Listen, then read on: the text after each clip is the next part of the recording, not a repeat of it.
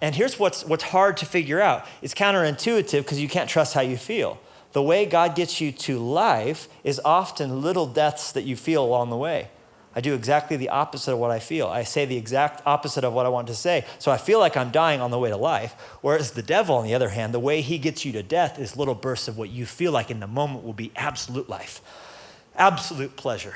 It'll feel so good to say that. It'll feel so good to just put them in their place. It'll feel so good to just look at this on the internet and just go there and sleep with her. You'll feel like you're taking life on the way to dying. That's why Jesus said, whoever wants to find his life must lose it. Whoever wants to keep his life must lay it down at my feet. You can't just go around doing everything you feel, because then your emotion is going to let sin inside your heart. And as you act out of every emotion, many times the enemy is going to steer you towards death, steer you towards the place you don't want to go. He's going to steal from you. He's going to take from you. He's going to destroy you. And he's a liar. He'll always take you further than you wanted to go and keep you there longer than you wanted to stay.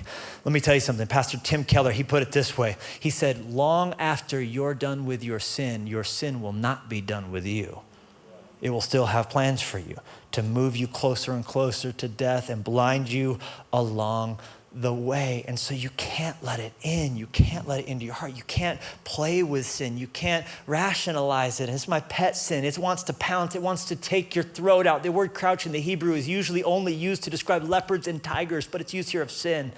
Don't you understand? You can't mess around with sin because sin is not going to mess around with you. Its desire is for you. It's got a taste for your blood. It wants to take you out. Come on, we got to pluck off that eye. We got to cut off that hand. We got to mortify the deeds of our body that we might live through the power of the Spirit of God who lives inside of us. We can't let a little leaven in there. It's going to leaven the whole loaf. It's going to mess up your whole life. God cares about you. And whenever he says don't, he means don't hurt yourself. You don't have to do everything that you feel.